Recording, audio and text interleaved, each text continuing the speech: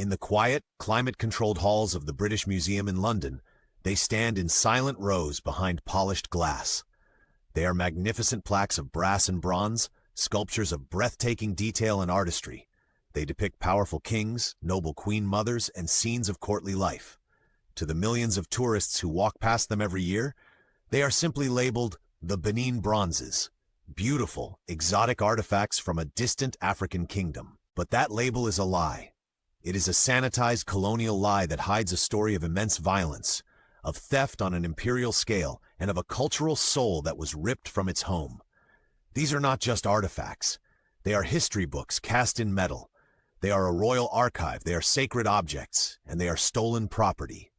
This is the story of the crime that put them in that glass case, and the modern-day fight to bring them home. To understand the crime, you must first understand the civilization that was violated. Long before the British Empire drew its lines on the map of Africa, there existed the powerful and sophisticated Kingdom of Benin in what is now modern-day Nigeria. For centuries, from at least the 11th century onwards, this was a major power in West Africa. It was ruled by a divine king, the Oba, and was renowned for its highly organized society, its formidable army, and its immense wealth derived from trade. The capital, Benin City, was a marvel of urban planning. Early European visitors who arrived in the 15th and 16th centuries were stunned by what they found. They described a massive city protected by enormous walls and moats, a network of fortifications said to be 4 times longer than the Great Wall of China. They wrote of a clean, well-ordered city with grand palaces and neat houses. This was not the dark continent of their imagination. This was a civilization that commanded respect. And at the heart of this civilization was its art. The artisans of Benin were masters of a complex metalworking technique called lost wax casting. They created thousands of intricate sculptures and plaques from brass and bronze. But these were not just decorations. The Benin Bronzes were the kingdom's historical record. They were a library made of metal. Each plaque depicted a specific person, a historical event, or a courtly ritual. They lined the pillars of the Oba's palace, serving as a visual archive that preserved the history and traditions of the Edo people for generations. To look upon them was to read the story of the kingdom. In the late 19th century, the scramble for Africa was at its peak. The British Empire, hungry for resources and territory, was aggressively expanding its control over the region. They wanted Benin's palm oil, its rubber, and its ivory, and they wanted to break the power of the independent Oba. In 1897, a British official named James Phillips led a delegation to Benin City. He claimed it was a peaceful trade mission, but he came with a concealed force of soldiers, and his true intention was to depose the Oba. Despite being warned not to come during a sacred festival period, Phillips arrogantly pushed forward. The mission was seen as a threat, and it was ambushed by Benin warriors. Phillips and most of his party were killed. In London, the news was spun as a savage, unprovoked massacre of peaceful diplomats. The British press whipped up a frenzy, demanding vengeance. The response was swift and utterly disproportionate. The British Admiralty immediately organized what they called a Punitive Expedition. It was not a police action. It was a full-scale military invasion with one goal: the complete and total destruction of the Kingdom of Benin.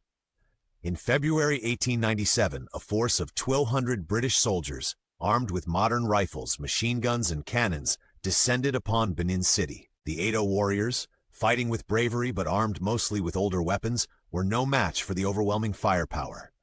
The British army sacked the city. They burned it to the ground. The grand palaces, the homes, the sacred sites, all were consumed by fire.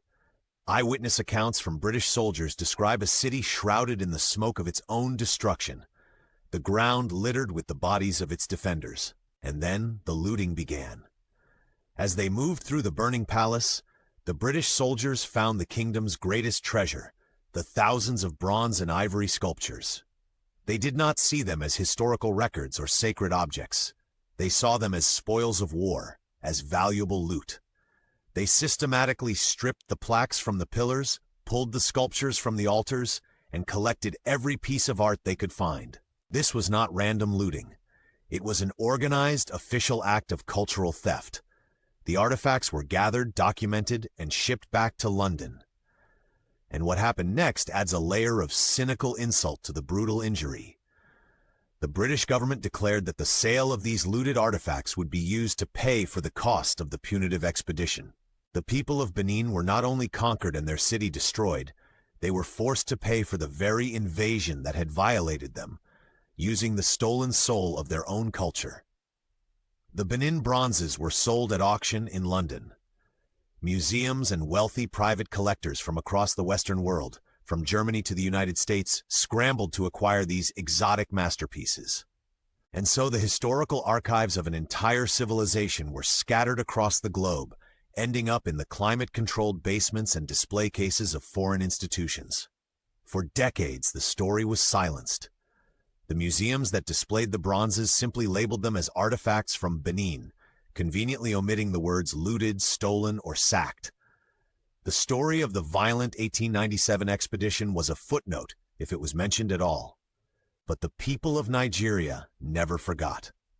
Since gaining its independence, Nigeria has formally and repeatedly requested the return of its stolen heritage. For decades, their pleas were met with a wall of colonial arrogance. The museums argued that they were better equipped to care for the objects, that they were world museums, where the art could be seen by a global audience, and even made the absurd claim that they had acquired them legally. But in recent years, the tide has begun to turn. A new generation of activists, scholars, and politicians has intensified the fight for repatriation. Under immense moral pressure, some museums in Germany, France, and even some smaller institutions in the UK and the US have begun to return the artifacts they hold. They have acknowledged that the art was stolen and that its rightful home is in Nigeria. But the single largest and most important collection of Benin bronzes remains where it has been for over a century, in the British Museum. The museum continues to hide behind a 1963 law that prevents it from deaccessioning objects from its collection. It is a legal excuse that masks a deeper refusal to confront the violent, criminal legacy of the empire it was built to celebrate. The fight for the Benin bronzes is not just about art. It is a fight for memory. It is a fight for historical justice. It is the fight of a nation to reclaim its soul, which is still sitting in a glass case, thousands of miles from home. If you believe this art must be returned and its history must be told, subscribe to History and Beyond and share this video to join the fight for justice.